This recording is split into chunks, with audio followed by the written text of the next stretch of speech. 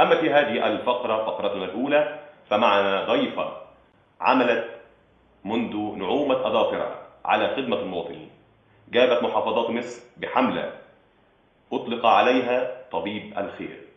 ضيفي في هذه الحلقة سيتحدث أيضا عن مشاكل الورش في شأن التعبان، وكيف تم الانتقال من خدمة المواطنين عن طريق تقديم الرعاية الصحية إلى النضال لحصول أصحاب ورش شق التعبان على حقوقهم. اسمحوا لي أولا أن أرحب بضيفتي الدكتورة أماني وهبة، رئيس حملة طبيب الخير ومتبني حملة شق التعبان.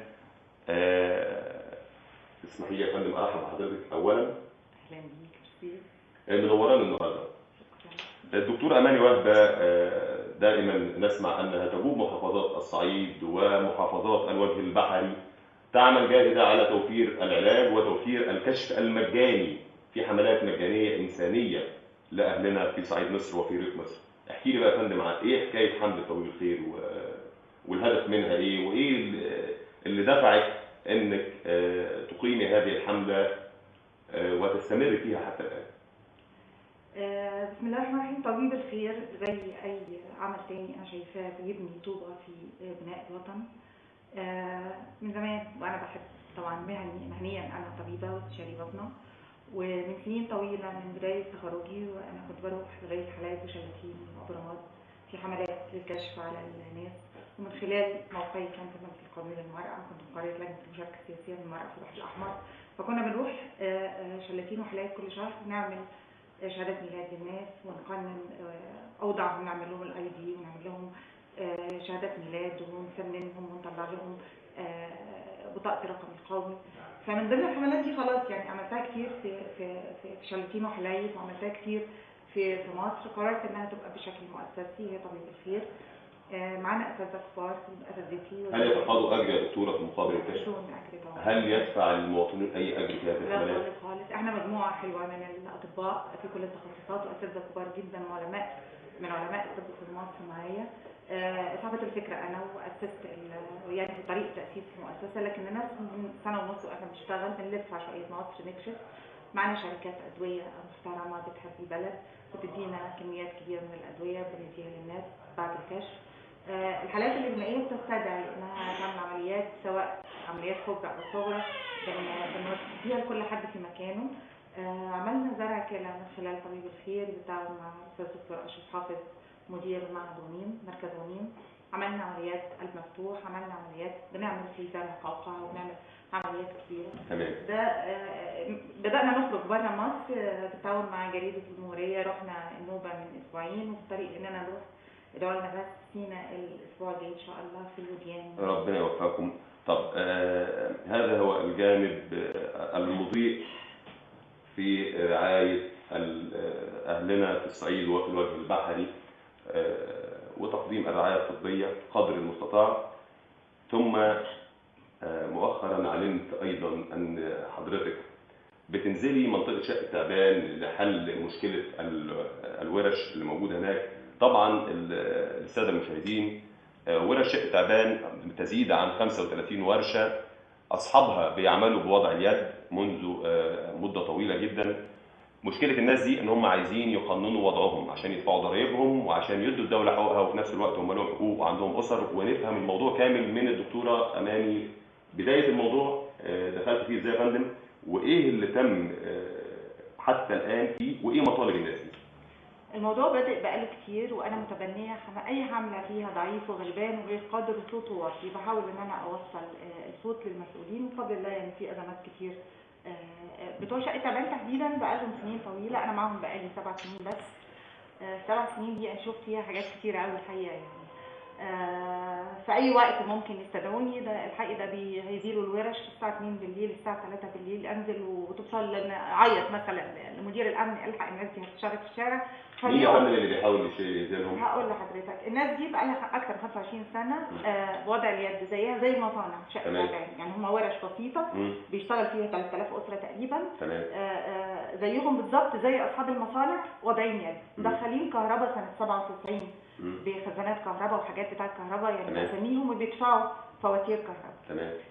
جم سنة 2009 الدولة بعتت لهم قالت لهم تعالوا قننوا أوضاع 2009 2010. فقامت الدنيا طبعا مع الثورة والناس ما قدرتش تعمل حاجة. سنة 2014 اتفاجئوا الناس بينهم وبين بعض بيقولوا لهم، ناس بتقول لهم حتى بشكل ودي مش بشكل رسمي، في قرارات إزالة طالعه لكم سنة 2014. طب سيادتك كان في دور تقريبا قام بيه المرحوم اللواء أسامة أنور مستشار رئيس الوزراء مع الناس دي، ايه الدور ده وانتهى لايه يعني؟ الحقيقة لما شفت القصة معقدة وأن القصة فيها شركة المعادي داخلة للتنمية والتعمير داخلة بكل تقلعها وجايبة ناس بترفع الناس بالسلاح وحاجات فوق القانون ومحدش قادر يعمل لها حاجة، فاتصلت باللواء محمود خليفة. لا قبل اللواء محمود خليفة تقريبا كان في وصلك خدته مرتين. احنا معانا صورة هنا للواء محمود خليفة وهو بين المواطنين في شقة تعبان مع سيادتك، صح كده؟ تمام.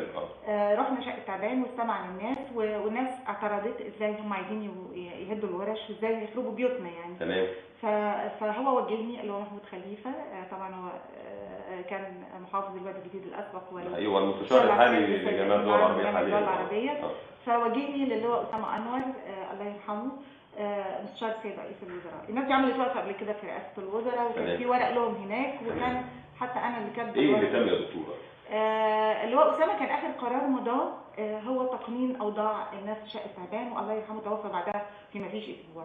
والناس بدات تفرح انه خلاص الاوضاع اتقننت وبدات الناس تبعت لهم فعلا في المحافظه تعالوا ادفعوا رسوم، فبداوا يدفعوا على كل متر تقريبا 5 جنيه ودفعوا الحاجات دي.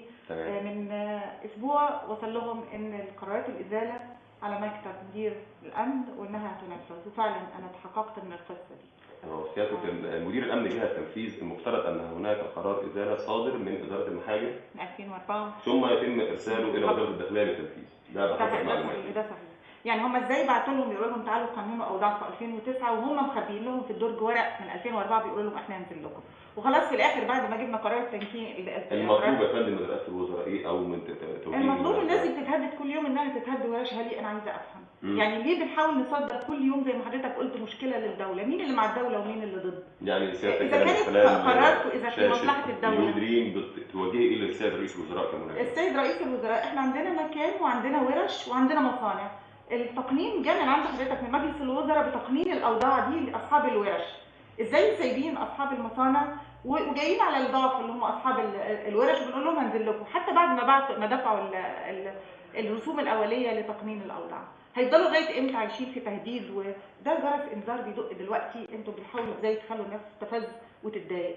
الناس دي دعمت السيد الرئيس في ايام انتخابات الرئاسه في حمله كبيره جدا جدا لشقه تعبان، وبرده في صوره موجوده عند حضرتك يا ريت تعرضها. هم دلوقتي بيستغيثوا برئيس الجمهوريه اللي هم دعموه ان هو يحميهم من الناس اللي بتتقاضى حاجات غلط. ده حقهم حتى ان لم يكونوا من الناخبين للسيد رئيس الجمهوريه، وايضا الرئيس الجمهوريه لا يميز بين من انتخبوا وبين من لم ينتخبوا، جميعهم مواطنون مصريون وجميعهم تعمل الدوله لصالحهم. وانا بحيي حضرتك على المجهود الكبير، وايضا اجدد المناشده للسيد رئيس الوزراء.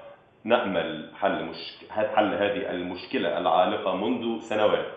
هؤلاء الاسر يعانون، هؤلاء الاسر يزيد عددهم عن 3000 اسره يحتاجون الى الطعام، لا يسرقون بل يعملون. ومن باب تشجيع العمل وتشجيع ان تكون الاوضاع مقننه ينبغي ان يتم استكمال ما بدأه مستشار رئيس الوزراء رحمه الله عليه اللواء المرحوم أسامة أنور، وأن يتم تقنين أوضاعهم ووقف التنفيذ فورا. وشكرا ليك يا دكتورة، شرفتيني. وطبعا أنا يعني هذه الفقرة البسيطة توعديني هنا على الهواء قدام السادة المشاهدين أن يكون لنا لقاء مطول عن حملة طبيب الخير، وهنحاول أن احنا نفتح باب الاتصالات للأماكن الغير قادرة لتوجيه الدعوة عبر الاتصال لحملة طبيب الخير تنزل القرى النائية لأهلنا اللي محتاجين العلاج ومحتاجين الكشف المبكر. كلمة صغننة قبل ما نختم. اتفضلي يا فندم. بالنسبة لشقة تعبان، والله لو الدولة شايفة إن هي دي الحاجة الوحيدة اللي هتخلي مصر قد الدنيا، الناس دي موافقة. بس قبل ما تهد لهم الورش بتاعتهم هدوا أصحاب المصانع، مش عشان أصحاب المصانع عندها نفوذ وعندها فلوس تقدر تسلك مسالك غلط وتشجع الفاسدين، فاحنا خلاص هنسيب المصانع وهنتجه لاصحاب الورش. من فضلكم، الناس دي غلابه، والناس دي يعني من هنا بتسترزق ومن هنا بتاكل، فمفيش داعي ان احنا نطلعهم ناس كارهه للبلد. احنا عايزينهم بيحبوا البلد زي ما هم بيحبوها. العدل للجميع، وأجدد أيضا المناشدة مرة أخرى بحل أزمة شق التعبان والمحاولة التواصل معهم لإنهاء هذه الأزمة العالقة. مصر للجميع وبالجميع. أجدد التحية والشكر لحضرتك على حضورك يا دكتور أماني، وتوعديني برضه للمرة الثانية بحلقة مطولة، ووعد بأن يتم النزول إلى إحدى القرى النائية في إحدى محافظات مصر. شكرا ليك يا دكتورة، شرفتيني.